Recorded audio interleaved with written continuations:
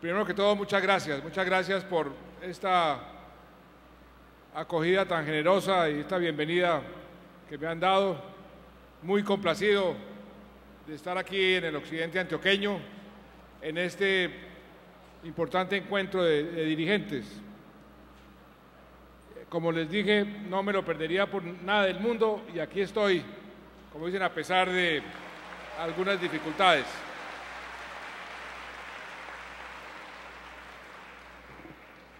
Este es un encuentro de dirigentes. Todo dirigente, todo líder requiere de un norte, requiere de unos principios rectores, de unos valores para poder dirigir, para poder liderar. En ese sentido, lo que hemos hecho desde el primer día de mi gobierno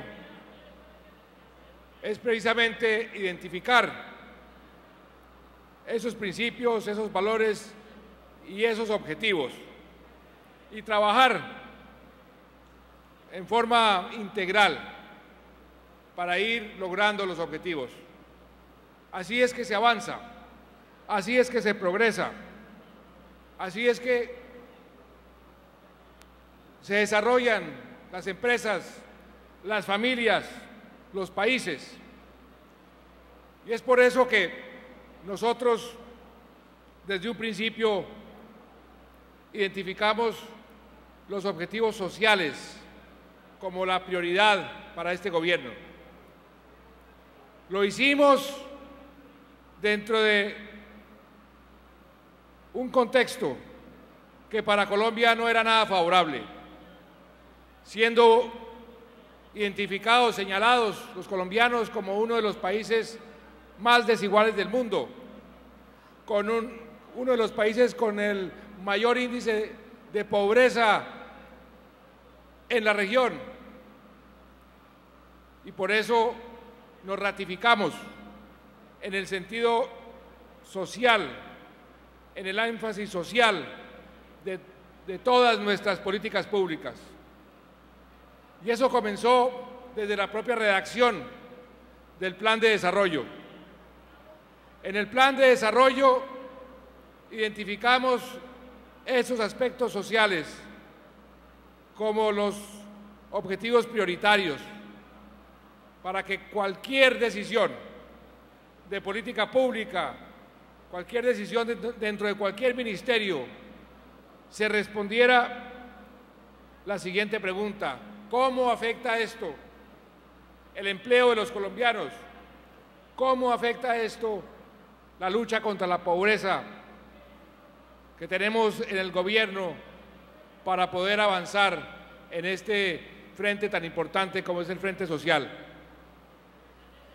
26 meses más tarde, podemos decir que hemos venido acercándonos o logrando una parte importante de esos objetivos.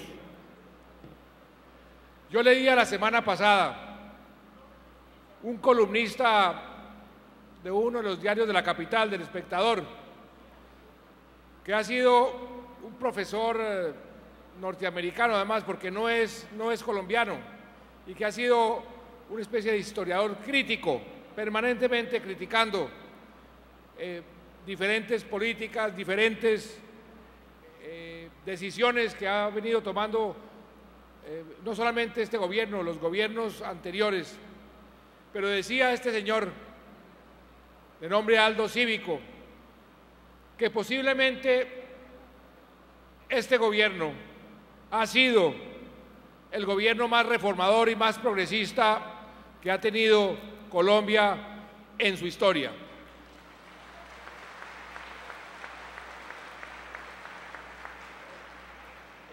Y me sentí muy orgulloso, porque desde el principio, cuando me preguntaban, ¿usted qué quisiera que la historia le reconociera el día de mañana?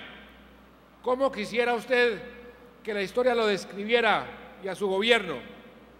Y desde el principio dije, ojalá la historia reconozca a este gobierno como un gobierno progresista, como un gobierno reformador, como un gobierno decente, transparente, como un gobierno que ojalá pueda entregarle la paz a los colombianos. Y ahí, y hacia allá se han encaminado todos los esfuerzos del gobierno, todos mis esfuerzos. Y por fortuna ya comienzan a verse los resultados. 26 meses después de haber asumido la presidencia. Podemos decir, por ejemplo, que todos los meses, uno tras otro, hemos venido creando empleo. Y si sumamos el empleo que se ha creado en estos 26 meses de gobierno, podemos sumar más de 2 millones de puestos de trabajo que hemos creado. Ni un solo mes ha retrocedido esa cifra. En el mismo sentido, podemos decir que hemos sacado a millones de colombianos de la pobreza. El año pasado solamente, los indicadores así lo demuestran, logramos sacar de la pobreza a 1.200.000 colombianos y hemos logrado sacar de la pobreza extrema a 680.000 colombianos. Son avances importantes, pero la otra cara de la moneda, el otro aspecto, nos obliga a trabajar con mucho más dedicación, con mucha más contundencia, porque a pesar de esos avances seguimos teniendo demasiados pobres en Colombia. El índice de porcentaje de pobres en Colombia sigue por encima del 30%. El índice de pobreza extrema sigue por encima del 10%. El índice de desempleo, que el mes pasado bajó por debajo del 10%, sigue demasiado alto. 2.4 millones de colombianos siguen buscando trabajo sin conseguirlo. Y para poder continuar en ese proceso de ir mejorando los indicadores sociales e ir construyendo y abonando el terreno para la paz, ahí nos hemos puesto como meta trabajar duramente, con mucha dedicación, en muchos frentes que son condiciones necesarias para el progreso de cualquier país. Está, por ejemplo, lo que acabamos de realizar como acto simbólico, entregándole a algunos de los alcaldes los documentos para la vivienda rural. Este gobierno identificó la vivienda rural como uno de esos factores donde si trabajamos podemos realmente tener incidencia en la lucha contra la pobreza. ¿Por qué? Porque la pobreza está concentrada en el campo, porque la vivienda es un componente fundamental en la lucha contra la pobreza. Entonces, si combinamos esos dos factores, podemos entonces pegarle duro a la pobreza extrema a través de programas de vivienda rural gratuita. Y es así como el ministro de Agricultura ya puede decir que este año va a entregar cerca de 32.000 viviendas y que el año entrante vamos a completar 100.000 viviendas gratis en el campo, en las zonas rurales. No quiso el doctor Juan Camilo Restrepo, como buen antioqueño, que lo opacara el ministro de Vivienda, el doctor Germán Vargas, con sus 100.000 viviendas gratis en las ciudades. Dijo, yo también quiero conseguir 100.000 viviendas y las está construyendo como la está construyendo el Ministerio de Vivienda, que también es un paso importantísimo en nuestra lucha contra la pobreza. 100.000 viviendas para los más pobres de los pobres, para aquellas familias que no eran sujetos de crédito, para aquellas familias que tener su propia casa, su casita, era un sueño inalcanzable, porque todas las políticas de los gobiernos anteriores, inclusive cuando comenzamos las de este gobierno, siempre le ponían un componente de financiación para que el beneficiario pudiera adquirir un crédito y hacerse a su casa. Pues bien, ¿cuántos colombianos no tienen ni siquiera lo suficiente para poder ser sujetos de crédito? Y por eso nunca habrían podido figurar como personas con acceso a esos programas de vivienda gratis. Pues afortunadamente ya están en marcha las 100.000 viviendas del sector rural, las 100.000 viviendas gratis del sector urbano. Y eso va a tener una repercusión muy importante en la lucha contra la pobreza.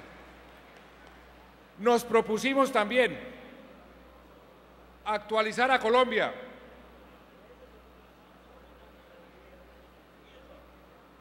en materia de infraestructura.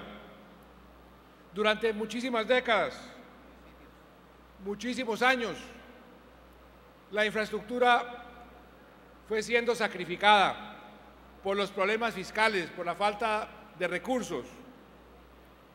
Y llegaban los mandatarios de turno y decía, hay que recortar el presupuesto. ¿Qué recortamos? La infraestructura. Y fuimos acumulando atraso tras atraso, hasta llegar a convertirnos en uno de los países con una de las infraestructuras más atrasadas de toda la región y, sin lugar a dudas, de los países que tienen nuestro mismo nivel de desarrollo. Por eso nos propusimos también corregir ese retraso y nos embarcamos en un plan muy ambicioso que estamos cumpliendo, no solamente de desatrasar al país en materia de infraestructura, sino de construir una infraestructura para los próximos 20 o 30 años que nos permita ser competitivos y, por consiguiente, poder generar empleo y poder generar prosperidad para los colombianos. Fue así como las llamadas anteriormente autopistas de la montaña, hoy denominadas autopistas de la prosperidad, nacieron. Cuando llegué yo al gobierno, eran unas pequeñas autopistas que costaban 5 billones de pesos y que no podían satisfacer los requerimientos del país para los próximos 20 o 30 años. El gobierno se había comprometido a poner 1 billón de pesos. La gobernación de Antioquia y la alcaldía de Medellín se habían comprometido a poner otro 1 billón de pesos. Y los concesionarios, a través de los peajes por los próximos años, se financiaba el proyecto con los otros 3 billones de pesos. Pues bien, igual de lo que sucedió con el aeropuerto El Dorado, que ya inauguramos, que ya es una realidad, que desde el primer día rehicimos todo lo que se había hecho hasta ese momento y le dimos el impulso, y hoy podemos decir que tenemos el aeropuerto más moderno de América Latina, que tenemos el aeropuerto número 1 en materia de carga, número 3 en materia de pasajeros de toda América Latina, pues vamos a poder decir muy pronto que vamos a tener unas carreteras, unas autopistas que nada tienen que envidiarle a las grandes autopistas europeas, a las autopistas norteamericanas. Porque ¿qué fue lo que sucedió? Que nos pusimos a diseñar bien el proyecto, a averiguar realmente cuánto podía costar un proyecto que realmente fuera importante, pensando en grande. Y la respuesta fue, no cuesta 5 billones, cuesta más o menos entre 14 y 15 billones de pesos. Y el gobernador de Antioquia y el alcalde de Medellín me dijeron, nosotros no tenemos cómo pagar más, pero estas son autopistas muy importantes. Yo me he comprometido en la campaña de apoyar este proyecto. Lo analizamos muy bien con los ministros. El beneficio para Antioquia y para el resto del país, y para esta región, entre otras, el occidente antioqueño. Y dijimos muy bien, nosotros multiplicamos por 10 la inversión, y en lugar de 1 billón de pesos vamos a poner 10 billones de pesos. Eso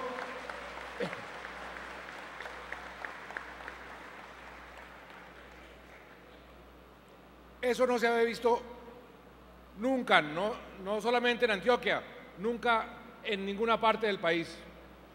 Me metí en camisa de 11 varas con otras regiones, porque a donde voy me preguntan, ¿y qué tienen los paisas que no tenemos nosotros para que usted no haga inversiones aquí de esa magnitud? Pero la respuesta es muy seria y es sencilla. La verdad que este proyecto, por supuesto que es de gran beneficio para Antioquia. Son las autopistas que atraviesan Antioquia, pero al mismo tiempo conectan a todo el país.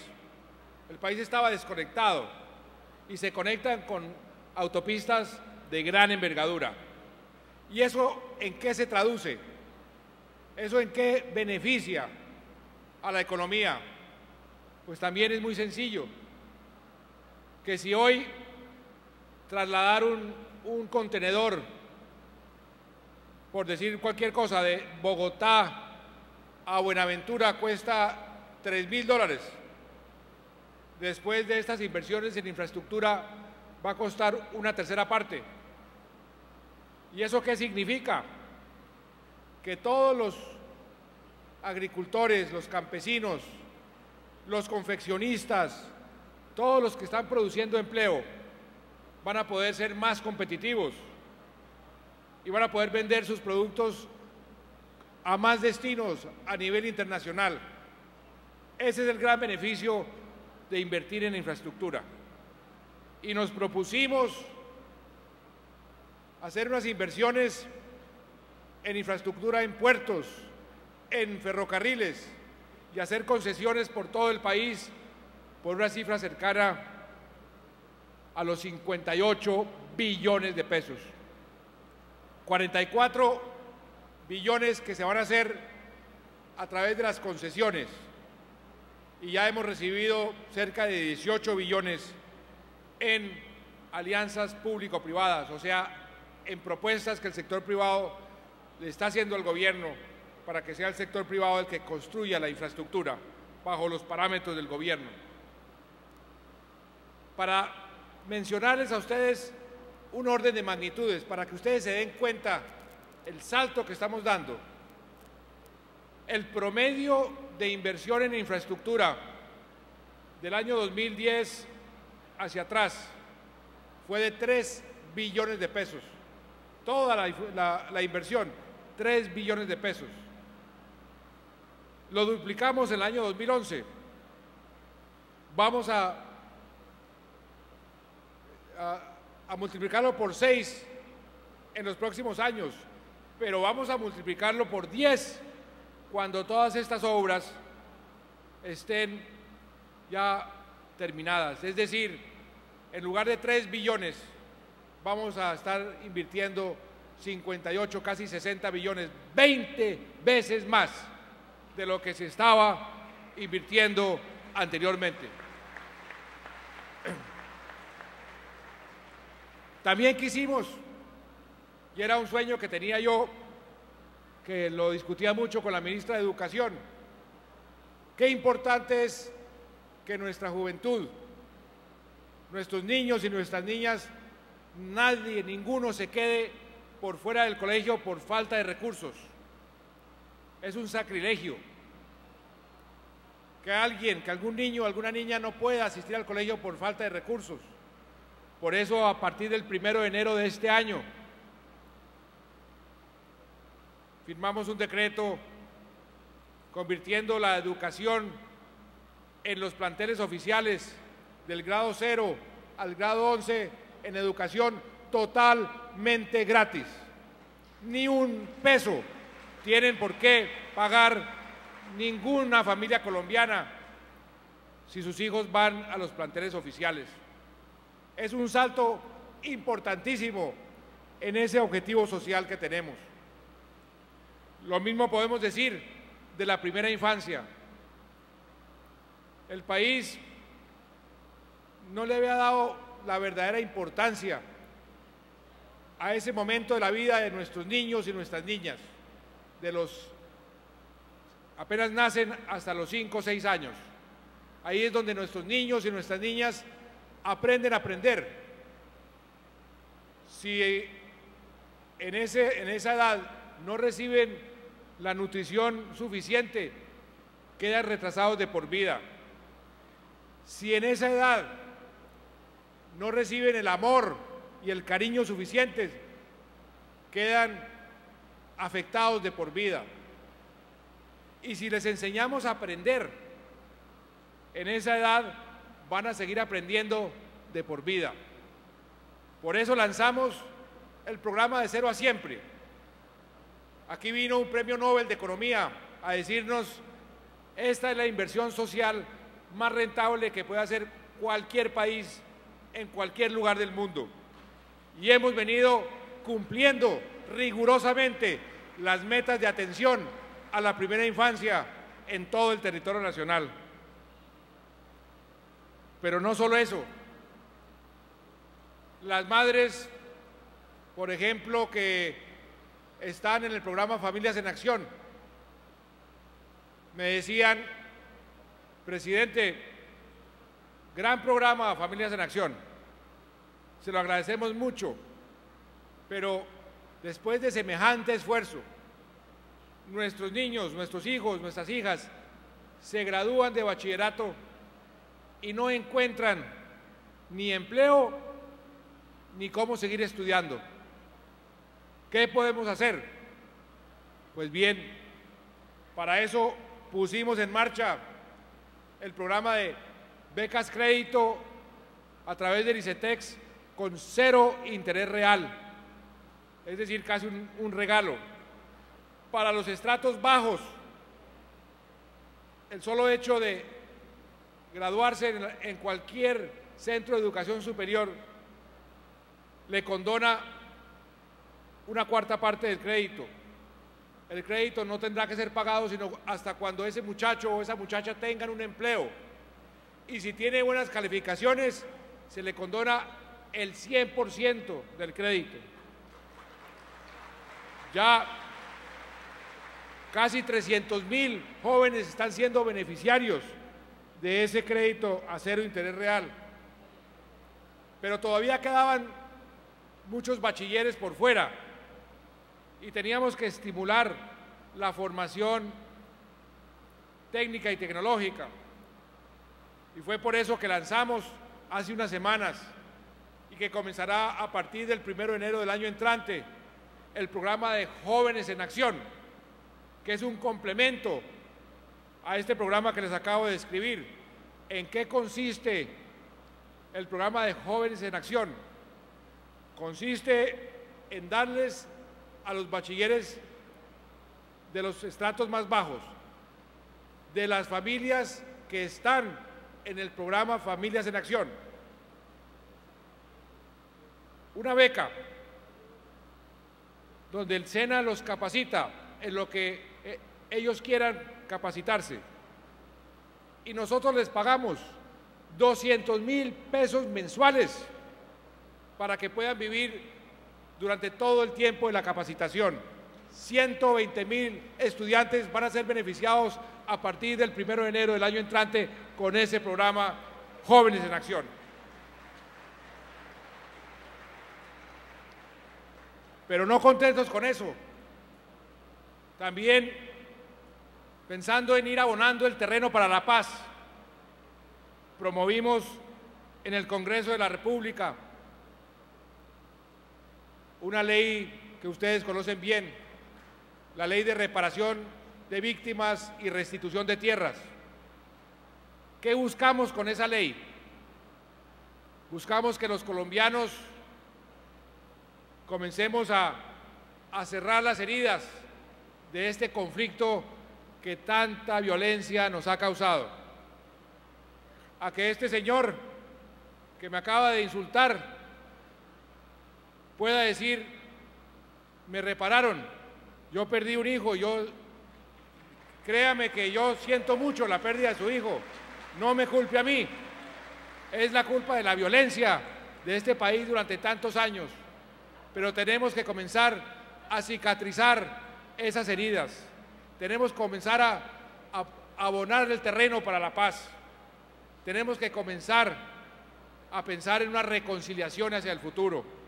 ¿Y qué mejor manera de reparar a las víctimas y decirle a los campesinos que fueron desplazados a punta de fusil de sus parcelas, de sus territorios, vuelvan? Les vamos a entregar no solamente su tierra titulada, sino que les vamos a dar un proyecto productivo para que rehagan su vida de una forma digna.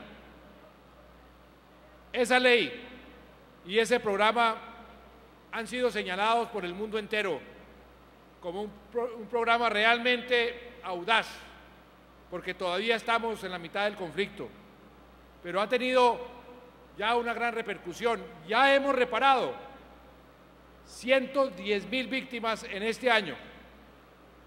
Ya cumplimos la meta que nos habíamos puesto para todo el año. Nos anticipamos a cumplirla y vamos a seguir reparando víctimas y vamos a seguir el proceso de restitución de tierras para ir sanando esas heridas. También hemos hecho un gran esfuerzo en la parte tecnológica, en darle acceso a los estratos más bajos al uso de las tecnologías para equiparar el punto de partida de nuestros niños en todo Colombia. Ahora que estaba en Santa Rosa de Osos, estuve inaugurando un punto digital, se llama Punto Vive Digital. ¿En qué consiste? En tener toda una infraestructura, computadores, 16 computadores allá de la mejor calidad, tableros electrónicos para poder dar clases, unas conexiones a gobierno en línea para hacer todos los trámites a través de los computadores con el gobierno central, pero sobre todo unas televisiones y unas facilidades para que los niños puedan ir y puedan aprender a familiarizarse con las tecnologías y a usarlas en su beneficio.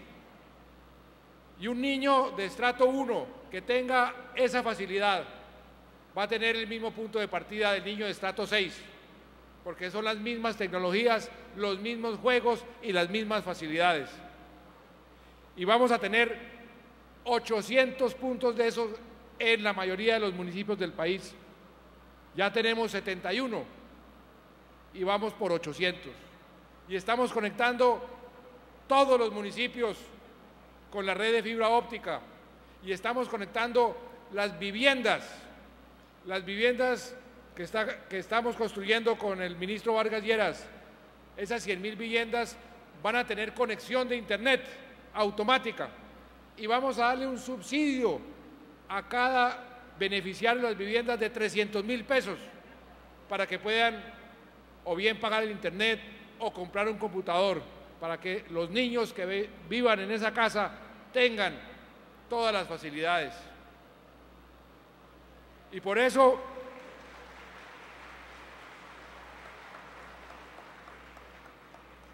yo podría seguir enumerando los programas sociales que hemos puesto en marcha. El presupuesto del año entrante, que aprobó el Congreso de la República, gracias señores senadores, gracias señores representantes, es el presupuesto más grande de la historia, pero lo importante es el presupuesto de la inversión, que es el presupuesto más grande de inversión en nuestra historia, y por primera vez ese presupuesto crece mucho más el de inversión que el de gastos de funcionamiento. Y no contentos con eso, también, honorables senadores y honorables representantes, pusimos ante ustedes una reforma tributaria que no busca más recursos, no vamos a subir los impuestos, busca más equidad para los colombianos, más justicia social. ¿Y por qué? Porque nuestro sistema tributario es un sistema que cumple su función al revés. Le quita a los pobres para darle a los ricos.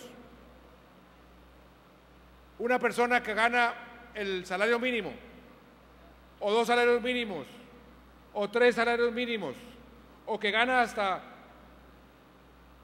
5 millones de pesos, paga más de su ingreso, un porcentaje mayor, cerca entre el 4 y el 6%, de la mayoría de las personas que ganan más de 5 millones de pesos.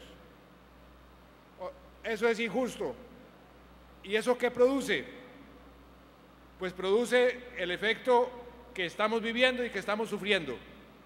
Un sistema tributario debe ayudar a mejorar la equidad en un país. Nuestro sistema tributario lo que hace es agravar la inequidad del país. Lo que hace es congelar cualquier posibilidad de buscar más justicia social. Por eso le he pedido a los señores senadores y representantes que aprueben esta reforma de la manera como ha sido presentada, porque está ya comprobado, están hechos los cálculos. Óigase bien, que si se aprueba esa reforma, en lugar de estar colocados en la lista de países más desiguales de la región y del planeta, al lado de Haití, con la sola aprobación de la reforma, vamos a colocarnos más o menos entre el promedio, cerca a Costa Rica, cerca a Chile, cerca a México. Y dejaremos atrás de por vida esa vergonzosa posición de que Colombia, siendo un país tan rico, tenga tantos pobres y sea tan desigual. Por eso, senadores y representantes, les pedimos que por favor aprueben esa reforma, que además es de elemental justicia. En esa reforma también estamos estimulando la creación de trabajos estables y dignos, de trabajos formales. ¿Qué pasa hoy? Que las empresas consideran que están pagando un impuesto al trabajo cada vez que enganchan a un trabajador, por lo que llaman los parafiscales, la cuota que hay que pagar que va al SENA, la cuota que hay que pagar que va para el Instituto Colombiano de Bienestar Familiar, la cuota que hay que pagar que va a financiar parte de la salud. Y eso ha sido considerado siempre como un obstáculo a la creación de más empleo. Pues bien, en la propuesta que estamos presentando ante el Congreso, lo que estamos haciendo es eliminando esa contribución que grava el trabajo y la estamos reemplazando por una contribución que grava las utilidades de las empresas. O sea, no se afecta el trabajo, se afectan las utilidades de las empresas. Es apenas justo y se calcula que el estímulo al reducir el costo de enganchar a un trabajador puede generar entre 800 a 1 millón de empleos nuevos hacia adelante. La gente se pregunta, ¿y qué va a pasar con el SENA? ¿Qué va a pasar con el ICBF o la salud? La respuesta es clara, apreciados senadores, apreciados representantes. La respuesta es: a las empresas se les baja el impuesto de renta en 8 puntos, pero al mismo tiempo se les cobra un impuesto sobre la renta, sobre las utilidades de 8 puntos. La gente dice, ¿pero por qué se le quita por acá y se le agrega por acá? Porque queremos garantizarle al SENA, al ICBF y a ese factor de la salud esos recursos. Por eso, esos 8 puntos van a tener una destinación específica por ley. Y también vamos a garantizar que de ninguna manera, como lo hicimos cuando se aprobaron, por ejemplo, la reforma constitucional a las transferencias, vamos a ponerle un piso a esas contribuciones a esas entidades para que de ninguna manera esas entidades vean afectadas su financiación. Pero por otro lado, las pueden ver fortalecidas, porque si la economía sigue creciendo, si hay más utilidades, pues esos recursos van a crecer a un ritmo mayor de los que venían creciendo, porque en cierta forma estaban estancados. ¿Por qué estaban estancados? Porque el empleo formal estaba estancado. O sea que es un gana-gana por todos lados. Y por eso yo espero que el Congreso de la República, que en estos 2 años, y hay que reconocérselos, ha hecho una labor de aprobación de reformas como nunca antes se había visto en este país. Alguien me hacía el cuadro comparativo con la época del expresidente López Pumarejo y me decía, mire, estos 26 meses de gobierno se han aprobado leyes y reformas constitucionales de una gran envergadura y mucho más reformistas que inclusive cuando se hizo algo parecido en las épocas del expresidente López Pumarejo. Gracias al Congreso, gracias senadores y gracias representantes, y eso nos está sirviendo como ejemplo ante el mundo. Ayer estaba en un foro en Cartagena, el foro Iberoamérica, estaban todos los magnates del mundo, académicos, escritores y dirigentes políticos. Y qué orgullo cuando todos señalaban a Colombia como un ejemplo de gobernabilidad, como un ejemplo de una democracia que a pesar de las dificultades, a pesar del conflicto, está saliendo adelante y está dando resultados como pocas democracias hoy en el mundo. Eso se debe al entendimiento entre los poderes públicos. Eso se debe a una buena gobernabilidad que tenemos que cuidar todos los días, porque es uno de los activos más importantes que tenemos los colombianos. De manera que vamos, y lo digo con total convicción, vamos por buen camino. Nos falta muchísimo camino por recorrer. Sabemos que los obstáculos son grandes, sabemos que hay muchas dificultades. En materia social, seguiremos con nuestra agenda, dedicados y enfocados a producir cada vez mejores resultados, mejorar la educación, mejorar la salud, mejorar el acceso de los colombianos más vulnerables a los servicios del Estado. Seguiremos creando empleo cada vez mejor remunerado, más digno, más duradero, que no sean empleos temporales. Seguiremos abonando el terreno para la paz e iniciaremos en unos días la las conversaciones con las FARC en Cuba, donde espero que si cumplen lo que han prometido, de ceñirse a la agenda que se convino y se firmó, podremos, ojalá, por fin, después de 50 años, decirle a los colombianos: hay paz en el país.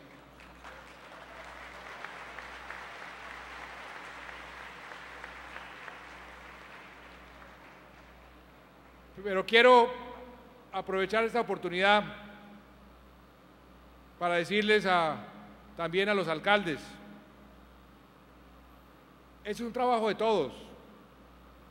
Los países salen de sus problemas cuando hay coordinación en los diferentes niveles de gobierno, cuando hay armonía entre los poderes públicos, si hay armonía entre el Congreso y el Ejecutivo, si hay armonía con el Poder Judicial, si hay coordinación con los departamentos y los municipios, si todos tenemos los mismos objetivos y todos trabajamos en forma coordinada para lograrlos, así es como vamos a lograr cada vez mejores resultados. Yo me alegro muchísimo que los alcaldes y los gobernadores hayan entendido ese concepto, porque cada vez que nos reunimos veo que hay ese animus societatis, ánimo de hacer sociedad, ánimo de crear sinergias, y que si el alcalde de Santa Fe necesita una ayuda para un proyecto que esté enmarcado dentro de nuestros objetivos de ayudar a la población, a los santafereños, pues que va a encontrar en el Gobierno Nacional siempre nuestro respaldo en la medida de nuestras posibilidades, y que en forma conjunta podamos decidir, por ejemplo, cómo se van a invertir esos nuevos recursos de las regalías, que son recursos importantísimos, recursos que van a llegar a las regiones, que ya están comenzando hasta ahora a llegar a las regiones, que van a cambiarle la faz a este país. Y Antioquia, como siempre, está a la vanguardia. Antioquia siempre ha dado un gran ejemplo. Antioquia siempre ha sido el que toma la iniciativa, y en muchos de estos frentes Antioquia va adelante, va liderando. Por ejemplo, en las viviendas rurales, toda la convocatoria que se hizo para construir esas viviendas rurales, ¿cuál fue el departamento que salió más airoso? Antioquia. Cuando lanzamos el programa de las 100.000 viviendas gratis en los centros urbanos, ¿cuál fue el primer departamento donde vine a firmar ya ese compromiso? Antioquia. Cuando hablamos de los proyectos de infraestructura, ¿cuál es el departamento que tenía estructurados los proyectos y por eso se va a beneficiar, y en qué forma con las inversiones de infraestructura? Antioquia. Y así sucesivamente. Y por eso digo yo que qué bueno que es trabajar con los antioqueños, que siempre son grandes socios, donde hay una gran empatía, donde hay siempre una voluntad de trabajo como en pocas otras regiones del país, y donde siempre encontramos unos magníficos socios, en los alcaldes, en el gobernador, pero sobre todo en los antioqueños que tanto nos han enseñado y tanto nos han aportado al desarrollo de este país. Aquí en el occidente antioqueño, ustedes van a beneficiarse, por ejemplo, directamente de esa gran inversión de las autopistas de la prosperidad. Tienen que ir planeando cómo la van a aprovechar, porque la autopista puede pasar y uno la ve pasar y no le queda nada. Pero si uno planea, como han debido planear, por ejemplo, después de la construcción del túnel, que esto puede convertirse en un gran centro turístico, en centro por decir cualquier cosa, de producción de software. Hay muchísimas oportunidades, pero que desde ya hay que ir sembrando esa semilla, que se pueden convertir en productores de diferentes productos que son competitivos a nivel internacional y que van a tener esas autopistas a su disposición para sacar esos productos y generar empleo aquí y generar bienestar aquí. De eso se trata el desarrollo.